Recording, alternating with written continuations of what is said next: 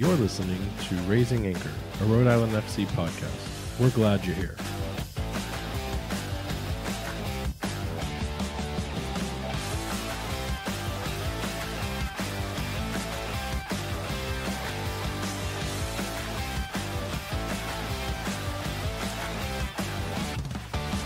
Hello, and welcome to Raising Anchor, your podcast and source for all things Rhode Island FC. I'm your host, Matt Intrican, and with me, as always, is the spooky co-host, Jason Carey. Jason, how you doing over there? Good. Still going on with those adjectives. I mean, I'm gonna go until I either duplicate or I just screw up one day and forget. But today, it's important to remember the spookiness because it is Friday the 13th. And it's time to get our spooky on. Are you ready to spookify? Yeah. Just makes me remember that game. Not a fan. When I got team killed. What game are you talking about? Friday the 13th. Oh, yeah, that game. One of the other survivors on our team was playing with the guy and was like, "Yo, dude, they're in here." Oh, collusion? Yeah. And I was like, this game is stupid. And then I had to play it again. I mean, okay, let's talk about this. If somehow you can rationalize with a serial killer, even if it buys you time, you're telling me you wouldn't sell out a bunch of random people that you didn't know? I mean, in like a horror movie setting, okay, sure. But we're playing a video game here. Come on. Maybe they are one of those like role players. Oh, they just bring it to life. Yeah. Maybe they were streamers. Got to do anything for the clicks and the likes, right? Yeah, got to get those gems or whatever on Twitch, you know. Well, besides bad video games, though, you're having a fun, spooky and scary October. You know it. That was great. Appreciate the additional stuff. Way to answer that with the word yes. Well then, hey, let's just jump into this, huh? I haven't watched enough horror movies yet to really get into the vibe, you know. How many scary movies is the right number to watch in the month of October? What's the appropriate level? Like 600, maybe 66. By my math, that would be is it 30? It's 31 days. Yeah, I'm going to take the whole month off. I mean, you know, some of those movies are short, you know, so I can just burn through them. Got it. I was going to look for like 6 movies, but I'll work on seeing if I can get to at least double digits for you, okay? All right, well, let's jump into this and see how much more we can scare our listeners with the nonsense we're throwing out today, huh? Time to get serious, so let's do it. Yeah, so we have a bunch of news, some really incredible first-level news in terms of some of the partnerships and sponsors that we've been talking about over the last few months as we started the pod. And I think it's kind of important that we jump on to what the club is calling the first anchor partner. So do you want to take us away with what that first anchor partner is? Yeah, so Rhode Island FC has signed Ortho Rhode Island as the club's first anchor partner. As an anchor partner, Ortho Rhode Island will be Rhode Island FC's exclusive orthopedic partner, providing the club with full-time services of a head athletic trainer and a collection of official team physicians. As a part of this partnership, the front of Rhode Island FC's training tops will prominently feature Ortho Rhode Island's logo. Ortho Rhode Island medical staff will serve as the official team physicians for Rhode Island FC and will monitor players' health status and provide care from the preseason through the postseason. The team physicians are all fellowship-trained sports medicine specialists. These professionals will offer field-side medical support to Rhode Island FC players and collaborate with a dedicated Ortho Rhode Island athletic trainer and Rhode Island FC staff to oversee players' strength and rehabilitation programs. So that was a lot. I mean, it's really weird. You hear about all of that kind of sports medicine and physician-based care, and yet the biggest thing that I took as the first takeaway from that conversation is we know that Ortho Rhode Island is going to be the logo on the trainer kits, which I don't know if that just shows who I am as an individual, that was the first piece of information I ripped there. What's your takeaway on what you just read? Yeah, I kind of had a similar idea too. It's like, wait, aren't there some training things already in the store? Maybe that there's different. These will they'll switch to like official. So what you're saying is go buy the non-branded Capelli sport gear now before the trainers come out? I guess, yeah, it If you're a depends. purist? Yeah, there are those people who really like the clean old style where there's no advertisement on it. Just kind of preference. I don't mind it. I'm cool with the shilling random, airlines and whatnot. So as long as it's not an MLM, right? That's the key. Yeah, that's not Or cool. Ford. I mean, some of those, if it's like really obnoxious, it like might be funny in a weird way, but like I don't know if I want to rock it all the time. Right. It's funny. I heard about this news just a day or so before they announced it, and I was leading myself to believe that this was the sponsor for the main kit because I knew that one of the first anchor partners. They didn't tell me it was Anchor, but they told me that the big news, the big releases were going to be the jersey kits. So I thought Ortho RI was the sponsor for this. I was like, oh man, I'm sitting on this news. What do I do with it? So knowing now that it's the trainer one, I love that. And furthermore, like I like the fact that it's for, when you think about trainer, that's usually when you see people in their routine from a practice perspective and a regeneration perspective. So what better advertisement to have than the people that are actually helping you through your physiotherapy and your regenerative cycles. So to me, it makes the utmost sense to have this group as a partner. Yeah, keeping it local. I like it. I think it's a good pickup. I agree. And, I don't have a baseline to compare other clubs and, what their medical staffs look like. But I do know, and I think we covered this once, where a lot of teams do have some sort of healthcare provider as their main sponsor to the kit. So they're offering kind of some of the main dollars in terms of revenue to the clubs in the USL. But I don't know if any of them have gone as far as to, anchor in a partner like this. You see what I did there? You smiling over there. So I'm just really curious if, again, this is just more of us putting just amazing strategies into play and bringing that plan to life. But either way, I'm super happy about it. But I did want to touch base. We asked the club for a little bit more of an expanded bit of information around what this anchor partner really means to the club.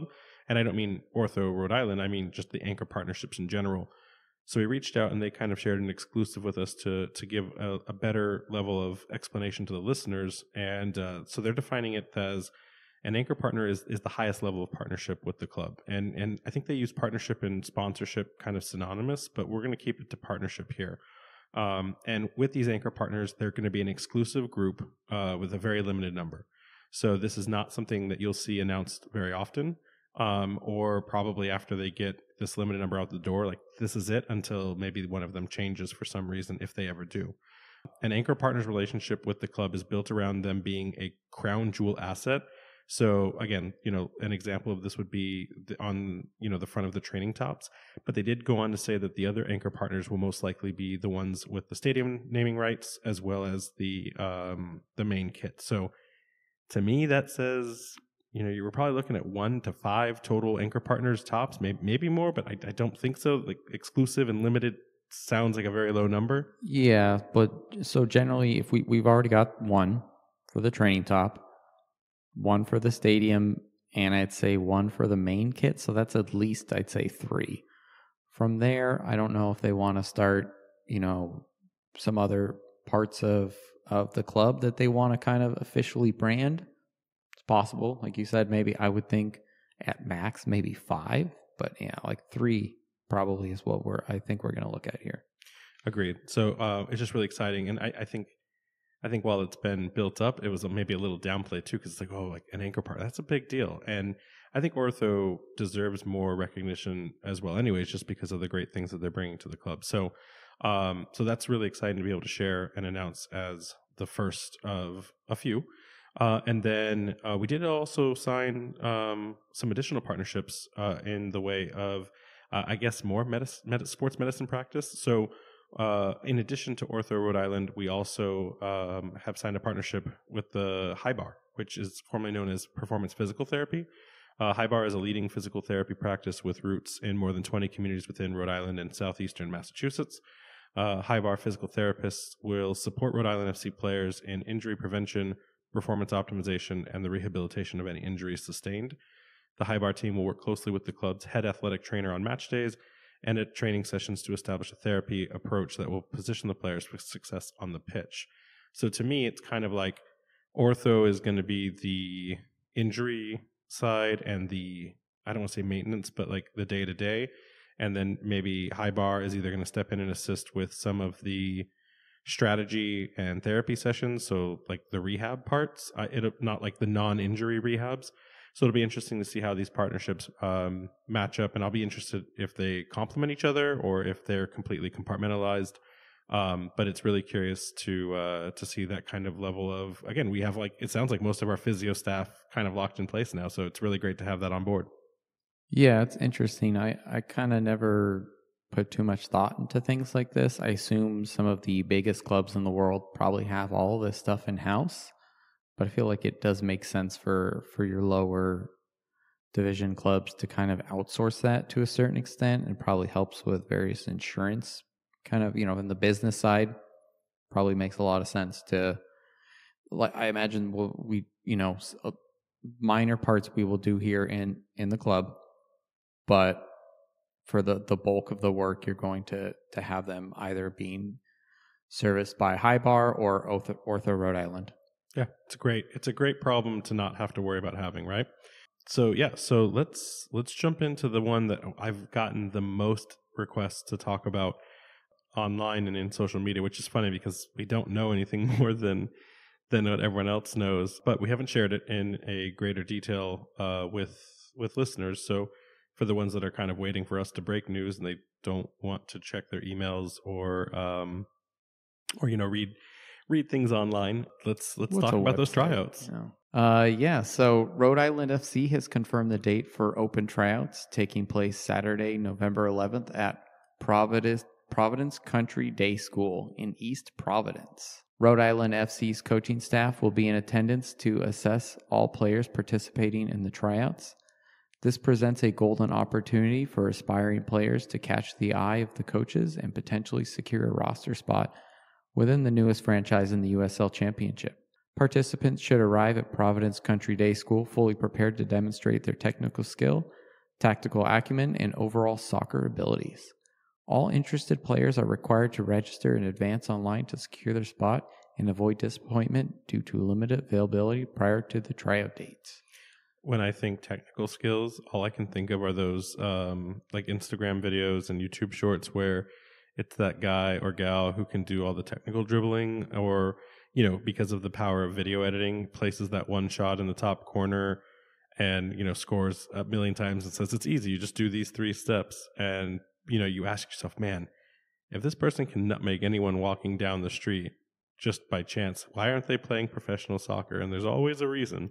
I wonder how many of those kinds of trick shot and technical people will show up in attendance to try out for the Open Tryouts.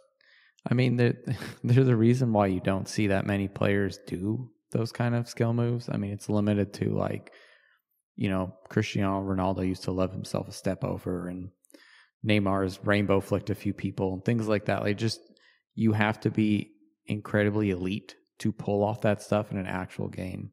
As much as you can practice it in your backyard and like nutmeg a random dude, it doesn't happen that much. You know who I was like always real life. You know who I was always impressed with from a technical dribbling skill perspective, that I know he got credit, but I think he got credit for other reasons. I was always impressed with Zlatan and his ability to move a ball around on the pitch, because when you're that big and you're that tall, you can kind of command the ball in other ways. Like, look at Haaland for Man City now.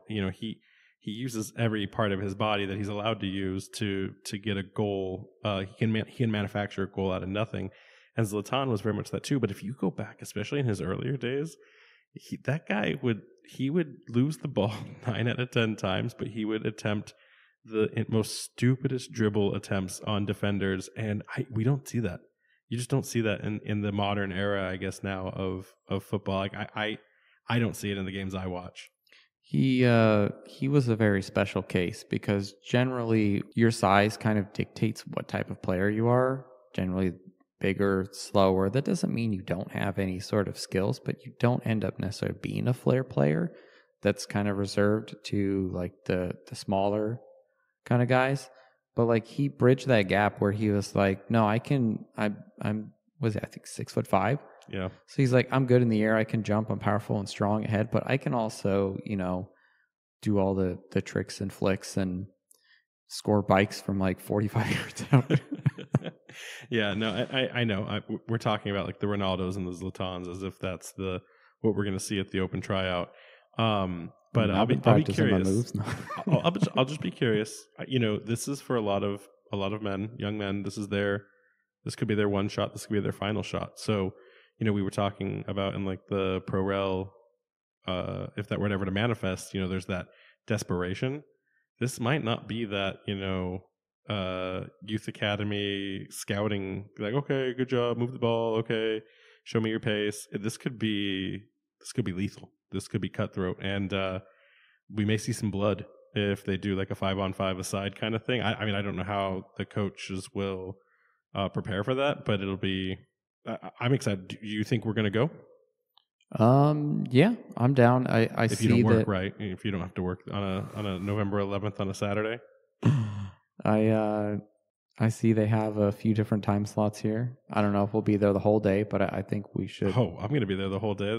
We could be interviewing the future. Like, we'll just lean in on coach's cheat sheet and just look over his shoulder a couple times. Like, okay, all right, go find this guy. Have like obnoxiously large binoculars. Just like zoom way in. Like, what does that whole piece of paper he's holding say? If they have like some like sign language, or they're doing the whole like talking and with their lips, we have to learn lip reading and we have to learn sign language before the 11th. So no pressure. But you were mentioning the schedule. I think it's just important for listeners. We just break that down real fast. So if you are going to the tryouts and you haven't read this a million times in anticipation, you can expect that the check-in will be between 8 to 8:30 in the morning.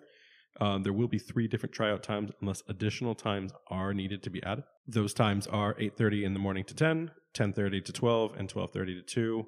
You will, if you have completed your registration ahead of tryouts, you will receive an email confirmation of your specific time.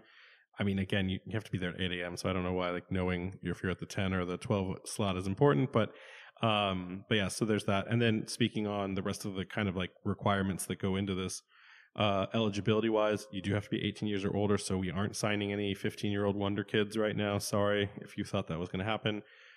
Any player that wants to compete must complete registration and sign required waivers to participate. The club is not responsible for your well-being or health.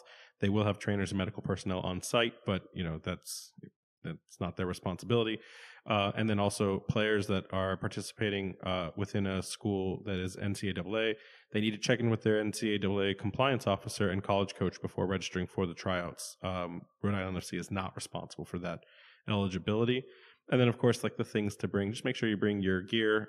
It was interesting, they called out to the goalkeeper tryouts, make sure you bring your own stuff. Like no one wants to swap your stinky gloves. And bring like your IDs and stuff like that. It was really interesting to me too. They said, hey, bring your friends and family. They can watch, but they have to be in the designated spectator area. So I'll be really interested to see if like fan clubs of certain players or certain families just show up in attendance to try to boost the hype of, their son or their brother or their friend to really land this tryout. So now that we have all the technical details out, the people that have been waiting, this is your chance. I wish all of them the best of luck next month as they go through this. Really excited to see what we'll see as maybe the future of Rhode Island FC prospects. I think in the last pod we talked like how many we still think will sign up. You said a couple. I thought maybe one. Now that you've read the tryouts and what is expected of them in terms of those details, do you think that changes your opinion, or it just kind of be like a wait and see? Maybe still a bit of a wait and see. It's hard to say. With 3 time slots, I haven't seen too many tryouts in my life. I just don't know like how many people are going to be there. If they have limit, they say they have limited, right? Oh yeah, they prefaced in the email it's a limited event, so they're going to disappoint you when you attempt to register ahead of time, and say sorry, you can't register, we're already full. So I mean, in that instance, we may not even see the best person because they were a little late to the draw and registering back in September. Yeah, but they also said maybe maybe they'll open up some more time slots. I wonder if that's just like if it sells out too fast, they're like, ooh, maybe we should let a few more people in. Yeah, but I mean, at that point, how effective? Because we know the coaching staff is 4. There are a couple other people that have high soccer IQ. Even if they brought their friends in and some additional like day of scouts and reps and stuff like that, I don't see it being effective if there's quantity. You need quality, not quantity. Yeah, but it does cost $100, so it's not like anyone, like I joke like, oh, I've been practicing, but I'm not gonna throw $100 away to like actually do that. You know what I mean? Let's talk about that though. That $100 thing that blew up really poorly in the social media space, where people were saying, "Oh, this is a joke of a club, and they're making you pay to try out." Like, this isn't your Sunday league with your friends where you're looking for a coworker who maybe has ran up and down a field for 30 minutes aside. I find it really interesting that everyone's been up in arms, like they're charging us $100 and we may not even make the team. Yeah, that $100. It's to stop people from like me from wasting their time. Yeah, right. It's an exclusivity barrier, and it's also probably just to pay for the admin level functions of the day, like bringing referees out or bringing additional people out. Like they're doing this as a favor to the community. Like, and I think that needs to be stressed. Yes, we want talent to be found and extracted out of this source.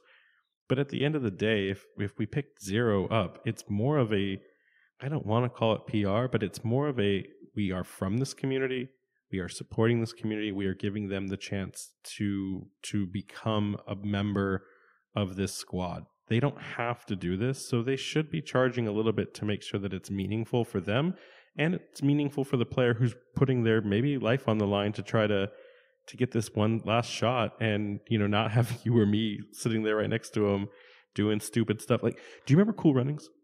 Yeah. Do you remember when the guy falls at the beginning of the movie and ruins the other guy's career at being like a professional runner? So then he has to dedicate his life to trying to become a bobsledder in Jamaica.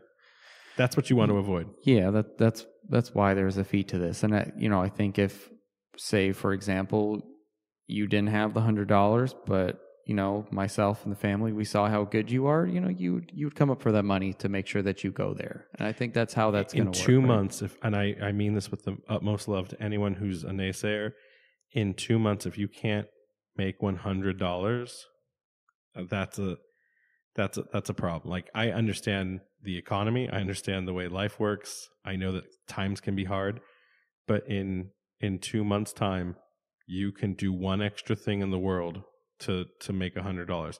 You can sell plasma for $88, I think, a plasma session. I don't remember the going rate. I don't know if that's been hit by inflation, but I'm just saying, like, there are ways to generate $100. If this was $1,000, I'd definitely be batting some interesting eyelashes at the club, going, excuse me, like, what are you trying to accomplish with this? Yeah, it's not 0, but it's also, like you said, it's not 1,000, it's not 500, it's $100. Agreed. All right, well then let's keep moving forward with this show. What do we got going on in the USL standings? All right. So, actually, before you start, we need to acknowledge the bury me with the cup status. Did you see the outcome of the San Diego Monterrey game? So I saw the score. I didn't check out highlights or anything though. I see 3-2. Yeah, so Loyal was down for a majority of the game to 2-1. They come back and tie it, and in the final 20 seconds of the game, put a third goal ahead, which advances them back into a danger close position to host a playoff game in the playoffs. I think they're at 5th right now, so they have to jump Phoenix Rising still. I think. I mean, you've got the standings over there, but anyways, I am all about, if they make the playoffs, I may go to San Diego for a home opener playoff session. That might be on the cards for me. Yeah, so they're in 4th. Oh, so they have it right now. So Phoenix dropped. So Phoenix, they both have 46 points. One has a game in hand or goal difference or something. So San Diego has a game in hand. Interesting. Yeah. So right now, as it stands, the stars are aligning to bury me with the cup. I'm all about it. Simultaneously, as excited as I am for San Diego to be talked about, I'm also very well aware that the Train Gang has now, and I've made this joke, but it now needs just to be said in permanence. They're completely off the rails. Like they have fallen into a ditch. The train tracks are gone. They're not putting that engine back on the railroad, and we just need to let it rust and die away because it's done. They're out of the playoffs. They're not coming back. It's not going to happen. I mean, my pick, Rio Grande Valley, is not doing so hot either. Do you want to jump on the San Diego Loyal bandwagon with me? I mean, yeah, I'm down to see them get buried with a cup. How's the rest of the league looking, or at least how's the East? Yeah, so let's just take a look at the East here real quick. On top of the table, Pittsburgh Riverhounds, followed by Tampa Bay Rowdies, Charleston Battery, Memphis 901, Louisville City FC, Indy 11, Birmingham Legion, and FC Tulsa. So we're getting to the business end of the season. Not too many games here. How many do we have left? Like less than 4? Or four and less? Depends on some of the clubs still have some games in hand, but for the most part, about 4 matches left. That's insane. That is super insane. I'll be really curious to see who makes position plays as it gets down to the wire. But again, like you said, the league, the playoffs are still tight. I mean, I know there are teams that have clinched, but they're not in the position seeding, guaranteed that they're in right now. So it'll be a race to the finish there. Yeah, and not to keep banging on this drum, but El Paso Locomotive has dropped all the way to the bottom of the power ranking. So weren't we already did we climb out of it a little bit and then they were not at the bottom. I see. I mean, Hartford's above them. No way. Yeah. Speaking of Hartford, I don't remember his name off the top of my head, but I know that his last gig in soccer was with the Philadelphia Union. I thought you were talking about Tab Ramos. No, Tab is the assistant coach at the other train wreck of the New England Revolution now. So only in the U.S. Soccer Federation or the sport of soccer in America can you fail and be the last place team in a second division club and then somehow get promoted to the second in charge of a team that's in third place in the league of the tier above. You I say have no that, idea. But not to go off on a tangent, but I think failing upwards is a very American thing. Yeah, that just brought in some PTSD for me. You're absolutely right. But again, like I laugh. But yeah, his name's Nick. I can't say his last name, which is why I wish I had it written down. But I know he's got a huge pedigree. I know that he started with MLS in league operations as they were kicking off through the World Cup, and he was a part of the charter to get the league stood up as a prerequisite to FIFA to bring MLS up. And then he went to Tampa Bay. He was in charge of the Tampa Bay Mutiny until it collapsed. But and then so he went from there to the Metro Stars. He helped facilitate the sale. At then it was a record sale to the Red Bull. And then he joined the Philadelphia Union. And it's when he went to the Union that he got into some trouble. He was hazing either youth players or just hazing the first squad. I don't remember what, but it was so bad and there was enough smoke there that he had to kind of bow out. And he's been doing like NHL and lacrosse work since. So this is his first foray back into soccer. And, it's interesting because like he has the pedigree, but he also has some of the scandals. So that's like perfect for Hartford, I feel like, at this point. It's like the exact kind of signing you want to see, that club like needs to shake things up. I mean, he was a goalkeeper in New Haven way back in the day. Oh, so he has Connecticut connections. Yeah. So just going back home. Yeah, it's like homeward bound, Yeah, so Tab Ramos fails upward. Nick, I can't say his name and I'm not going to try. He gets to come home. And so it's just really interesting to see how that's all been shaking out across the league. So let's move on. I've been dying to talk about this subject all day with you because it's been very in the moment flash pan for me personally. But again, the listeners are going to hear this a few weeks later. I want to update the mascot. It's we still sort of quote unquote know. But the club has yet, as of this date, to release the information about the mascot. So I got a little bored, maybe too bored, and started having fun with one of those AI image generators. And the whole thing behind this is I have a vision of what I want the mascot to be, and I am of the firm belief that it should be Commander Quahog. And so if you go into our previous socials, this will be a couple weeks back now, you'll see the post that we did. I think I put it on every single social we had. Since the beginning of this project, I've wanted to be Commander Quahog. If Commander Quahog doesn't make it into the final running for the club, I think Commander Quahog will be our mascot. Like that's how much I believe in it. But I wanted to see what that would look like. And with the power of AI tools, you have this ability to, like, if you type in the right command prompts, you can generate anything that your mind can think of. That being said, what you see as the final product for Commander Quahog, that was at least 170 different text inputs to try to generate. There are 169 other Commander Quahog variants that I created that did not meet what I was trying to get. So if you ever play around with one of those tools, they can be super fun, or they can be very time consuming and just annoying because you know what you want to articulate from your mind, but no matter what you write, you just can't get it in there. And so, if you go back in the list, there's a bunch of different ones in there. We have Commander Quahog.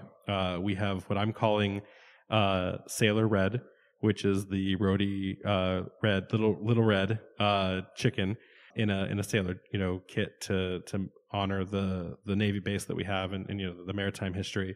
There's Admiral Cthulhu. There's a Mobster Lobster. There's Nibbles. A lot of people didn't realize that was Nibbles, the big blue bug, as one of the mascot solutions. And then there's a lobster. I think I'm missing one at this point in time. Oh, and then there's an anchor. I did a raising anchor one.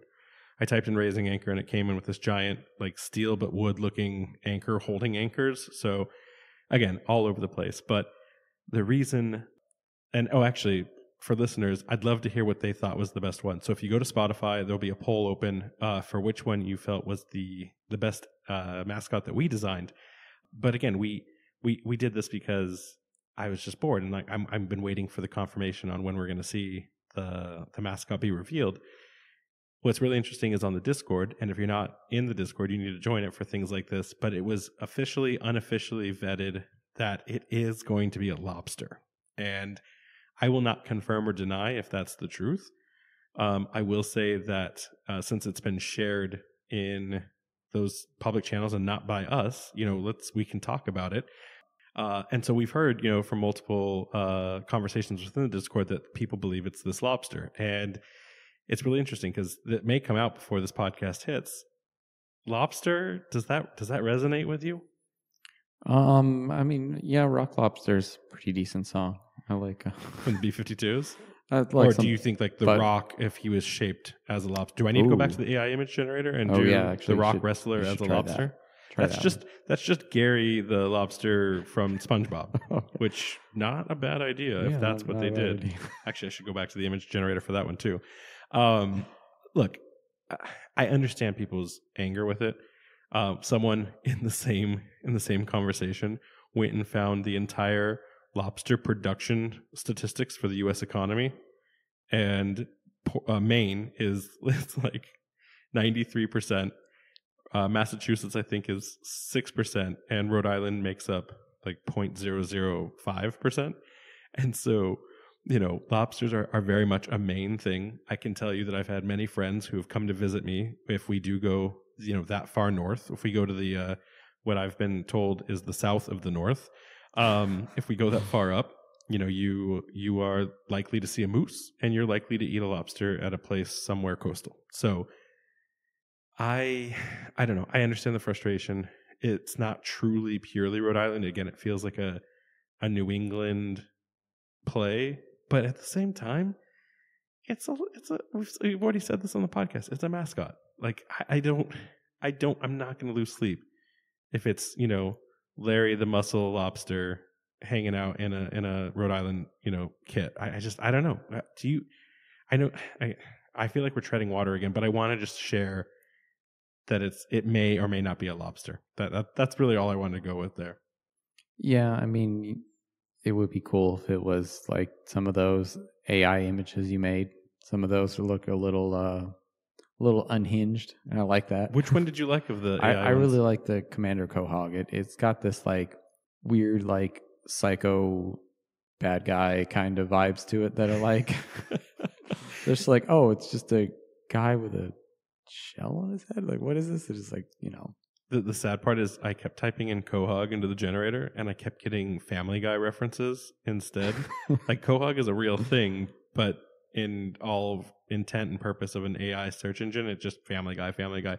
So every Commander Quahog with Quahog in it, I would get like a very large, obese admiral. was not great. But no, I agree. I let's just call it what it is. Commander Quahog is going to be our. He's going to be our. The Cthulhu one is really cool too, but if it just ends up being a lobster, as long as they have fun with it, if they give him some sort of personality, it is what it'll be. It should be fun. Will it be an alliteration? Like, will it be Larry the Lobster or Luke the Lobster? Luke Lobster is actually a restaurant in Maine, so that'd be dangerous. Would it be? I don't even know another L name. Lloyd. Lloyd the Lobster. Perfect. Lobster. That sounds goofy enough to work for kids. Is there any sort of naval rank that begins with an L? Lieutenant. Oh, Lieutenant Lobster. Okay, that's probably it then. But then he has to be wearing a maritime, like, he'll probably be wearing a Rhode Island kit. A Rhode Island Sea kit, I should say. Yeah. We'll see. We'll see. It was really interesting, too. We were talking on the Discord with people, and after the lobster news broke and people were up in arms, other individuals were saying, like, hey, like, why not just make it a New York Systems hot wiener, or why not, name it Soccer Buddy Cianci and just have some Italian, mobster, some fraudulent person running around on the pitch, taking money and taking bribes and giving them their pasta sauce, It's got to be for all Rhode Island, right? Yeah, Buddy was only for all of Providence, so it's not even the right city for where the club will play. But yeah, so look, at the end of the day, it is what it is. We have bigger lobsters to bake. Oh, we'll wait till see it comes out and then make judgment then, So I'm gonna put you on the spot. Lobsters though, lobster wise. Lieutenant Lobster? Lieutenant Lloyd Lobster. Delicious. Right. So you're saying delicious, but here's the thing.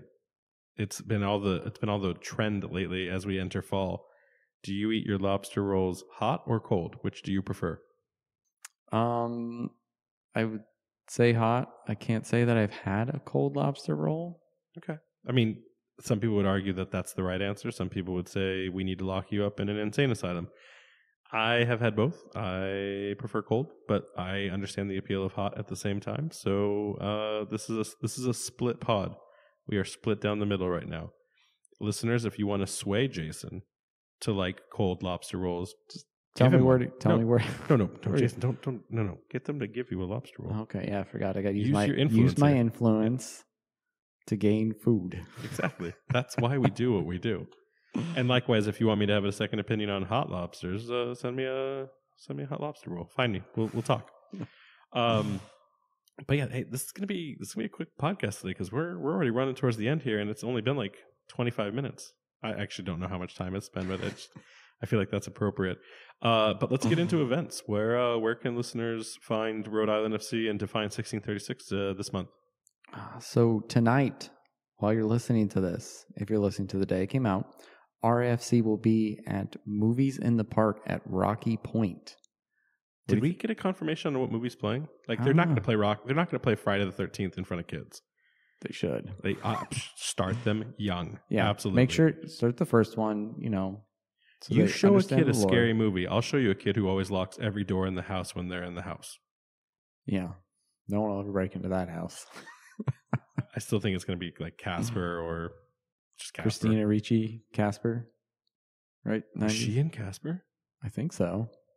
Don't quote me on that. I feel like every movie from 1997 and below was either Winona Ryder or Winona Ryder. So I know Christina Ricci's absolutely in that mix, but I always struggle to remember which scary goth girl is in it.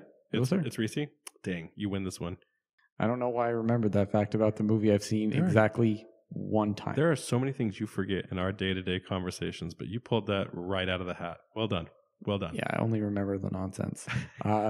So also got a college tour with Defiant 1636 on Saturday, 10:14, Providence College versus Georgetown. I think this is the last one of the college tour.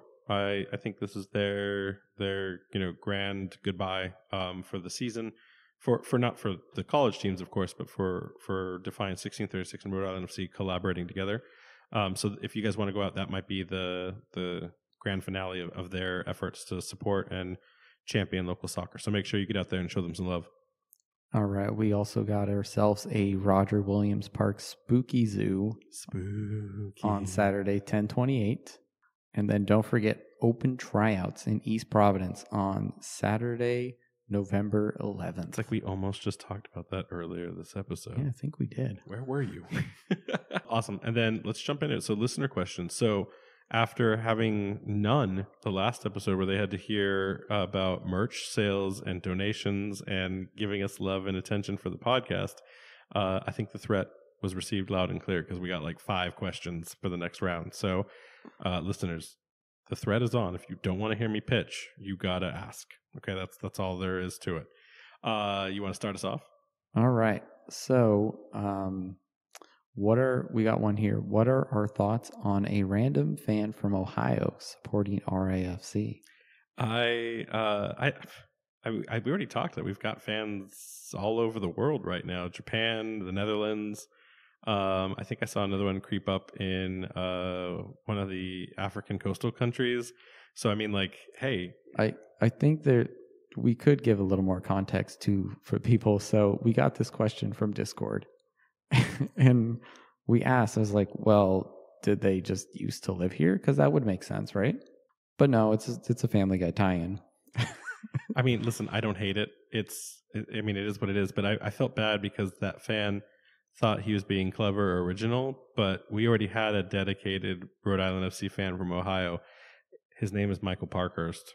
He lives in Ohio and he owns a large portion of this club. So I mean. Is that what the listener is just asking about? Do you think that's Mike Parkhurst just trolling us in the Discord? I love it. I'm there for it. Actually, was his name Mike? I have no idea. Oh, I'm going to go back and look after this now. If it is Mike, we have to have the admins change it to unofficially not Mike Parkhurst Mike. So the quote unquote real Mike Parkhurst. Without the blue Twitter check mark. All right, next question. And this is off the rails, but we decided to add it in because you did the research here. Jason, when is it too late to start learning the trombone? All right. So I'm not sure if this was a joke or a meme, but they asked it. So from my own knowledge, I've dabbled a little bit in playing some music, and people I talk to who play music always say, oh, no age limit, blah, blah, blah, whatever. You just need to be able to set some time, even if it's just 5 minutes a day, it's that repetition. So when it comes to the trombone, there is, I'm not familiar with it, but from what I found, there's no age limit on like how old. Little children probably can't play them because they do not make mini versions of trombones. So you got to at least be like 9 or 10 probably. You have to get your California Condor wingspan to be able to fully trombone. Yeah. But outside of that, it's kind of up to you. Like if you want to do it, like believe in your dreams. I think you can be the trombonist that we all believe in.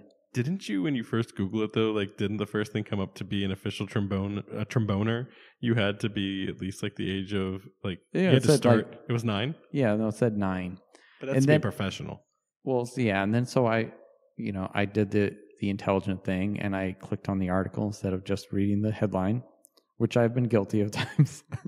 But so it basically puts it down to it's like a size issue for kids. Wait, isn't there a famous musical artist named Trombone Shorty? Yeah, maybe. He's like a jazz artist, and if he's a shorty, how's he playing a full-size do you think he customized a smaller trombone? I don't know, but do you know there's a video game called like Trombone Champ where it's like Guitar Hero but for trombones? I 100% believe what you just said, but maybe if you want to start learning trombone, maybe check that out and then see how that vibes with you. Exactly. So you never have to be too old or too young, but you have to commit to buying Trombone Hero first. I love it. All right, next question. Back to serious business. So Jason, do we think the stadium will sell out completely before the first game? I imagine the first game will definitely be a sellout. Day before, day of. I think this listener was maybe referring more to like season ticket memberships, because I believe we have less than 1/5 of the remaining inventory. It's close to only 1/5 left, and we're still 5 months out from the first game. I think they're more interested. Could we sell every ticket in the house before that season ticket membership is full? I think it's very possible. We had talked about this in a previous pod where we weren't sure if they were gonna is there some sort of general allocation tickets that will be available for people who want to buy tickets as you get closer? Because there was people who are not listening to us, they're not paying attention to the news, and then all of a sudden it's like, boom, RAFC's playing their inaugural game this weekend. It's like, oh, I want to go.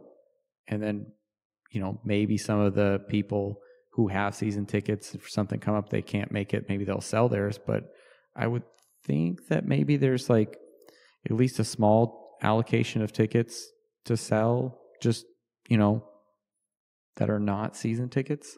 I would hope so. It would be good to have for that. I will say I talked to a very passionate season ticket member in person, and they were sharing where they had gotten their tickets, and I was explaining where we were sitting, and then I explained if they were aware that, and this is based on our knowledge and understanding, that they were sitting right next to the away section reservation area for away fans. And when you saw that dawn on his face that he would be sitting 5 inches from the Hartford Athletic away group when they came to visit, you could kind of see him go, oh, I think I need to call my local ticket rep and see if I can get that changed, because he was not. And again, I think it's not the fault of the club, but it wasn't really defined in the ticket allocations. So it was one of those, if you don't know, this is where I want to sit. So kind of interesting for fans that may have to experience that. And I think it's only going to be a problem for the Hartford game, because fans don't typically travel well in the USL, which is something I hope is a problem that fixes itself over time as it continues to grow in popularity. And then, as a reminder for listeners that are still on the fence about this, again, there are still seats available. But that's not a guarantee. So, if you still haven't bought season tickets, I don't know what you're waiting for. You can absolutely still grab those now by either emailing tickets@rhodeislandfc.com or calling 401-955-7432.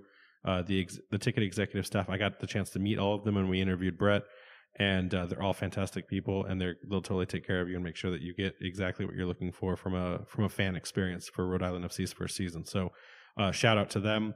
And then next question, moving on, lightning rounds here. What are your thoughts on Portland getting a USL 1 team? So I think this listener may have asked before they heard this episode, because we did kind of touch base on it. But what's your quick feedback impression about Portland getting a team? I like it. Get some more teams up here in New England. I don't know if we talked about this on the pod, but we could have almost like a little mini New England tournament. I agree with you. I think it'll be fantastic. I think with the USL 1 teams, we'll absolutely be able to scrimmage or have those opportunities to preseason, because they both play regular seasons. But the USL 2 group, they are technically semi-professional or amateur, depending on how you look at it, and they only play in the summer. So with those teams, it would be difficult to set up preseason invitationals. It would maybe need to be mid-season, and at that point, you're up against compacted schedules, roster availabilities. Maybe it's our back, our B squad goes up and gets some reps in. I don't know, but I'd love to see some sort of New England Cup manifest out of this if the schedules permit and if the USL 2 stuff gets figured out. Yeah, it'd be great to just also maybe when you go up there to visit, hey, check out some local soccer too. I'm going to go, yeah, for sure. How pissed do you think Portland's going to be when they find out that we've stolen their lobster mascot and they can't use allegedly again? By the way, allegedly stolen their lobster mascot. I don't know. Whenever this happens, and then we figure out whatever the most Rhode Island thing ever is, they're just going to steal it from us, and that's going to be their mascot. So they're going to take the salt shaker, salt the lobster. Oh man. All right, what else we got? All right. And someone was asking us here if we should pick up Bruce Arena. Right. Bruce Arena news came out since we last talked. I know we covered it. It was interesting. I think on the social medias it was another coach within the New England Revolution that they were saying to pick up. So I think it's a little bit beneath Bruce Arena to come down to a USL level team to coach, unless it's where he is like retiring and he wants it as a hobby, to almost where he's a consultant, or maybe he's just the GM and he doesn't have to put in the kind of miles that he's in his 70s. I mean, I don't know at what point you say, hey, like I want a better work-life balance. Being a general manager, sporting director, and coach, which is normally what kind of has to happen in a USL team, that's a lot to put on someone. And I don't know. I wouldn't be surprised if Bruce never does this again, and you see him coaching, ASO for some kids, random, in his grandkids, or in some random place that he's retired. I wouldn't be surprised if we don't ever see him again. But at the same time, wouldn't be surprised if we saw him next week on a club. Yeah, I wouldn't be surprised if we never hear or see from him again. He might just kind of disappear. It's hard to say. I think it fully hasn't set in. It's still, not to bring it up, but we still don't have 100% complete picture of what happened. I don't know what the gauge, the general audience, like how people are thinking, what his stock is. Are people down on him, or is his legacy tarnished? I don't know. I think we still need more time. I think that realistically, like you said, USL, probably with his pedigree, unlikely somewhere he would go. Maybe somewhere abroad, but I think it's probably, like you said, he's up there. He's probably ready to hang up his boots. Yeah, and any club that was even interested, he'd have to disclose. Like they'd want to know, like, hey, before we sign the contract, what the heck happened? And so if it really was as bad as I mean, he did resign because of whatever it was that happened. He may just be damaged goods at this point to pick up. So it'd be a nice thought exercise on what he could do. But I'm fully in support of Coach Cano. I think that he's going to do amazing things for us. So I don't see a need or a desire to want to pick up Bruce Arena just because he's looking, or maybe not looking, for a home. Last question, and I thought this one was fascinating because we've joked and we've talked to a lot of fans that Rhode Island FC will win its inaugural season and be the USL champions, but no one has talked about the record. What kind of record will we see Rhode Island FC pick up as a wins, draws, loss for the team in 2024?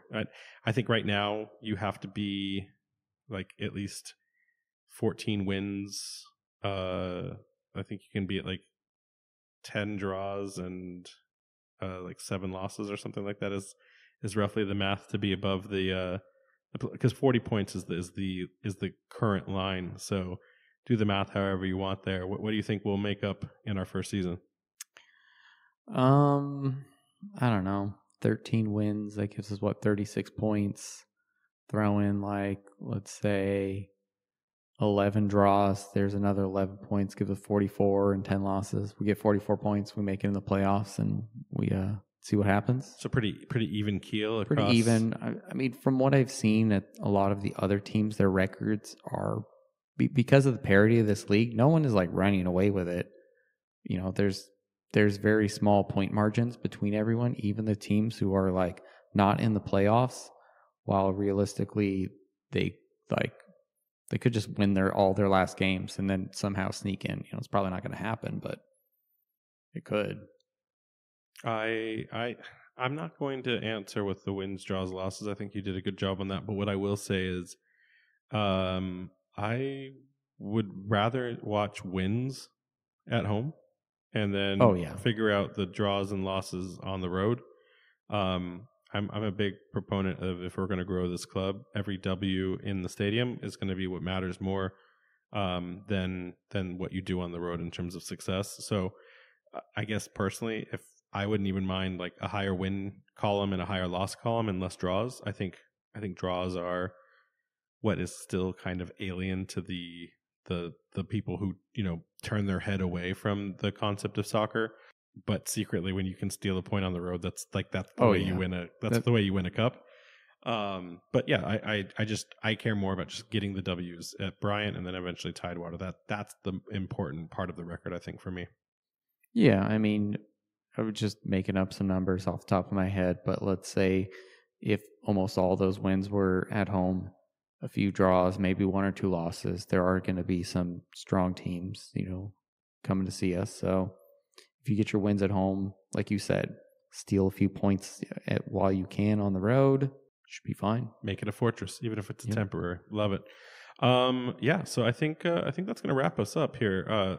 Shout out again. I'm not going to do the money or the merch stuff, but I will say, please continue to give us the likes and the subscribes. Again, we have a bunch of listeners now based on the analytics, but it's not really showing up yet in the reviews on Apple and Spotify and other places. So, if you can just give us that 5-star, the more we get to where we're at a point that the search engine the SEO, what's the O in that? Optimization. There we go. Yep. Search engine optimization. The search engine optimization can put us to the top of like the Google searches and whatnot, and then I'll get off people's backs about it. But until that climbs out of that hole, I'll keep saying it. So if you want to stop hearing it, you got to start doing it. Yep. Got to do your part. Do you want to know more? Always. Jason, where can they find us? All right, guys, you can check us out on Twitter at RAFC Podcast. We have a Threads at RAFC Podcast, Instagram at Raising Anchor, and we got a website, www.raisinganchorpodcast.com. Anchors up. Anchors up, buddy. Commander Quahog forever. You know it.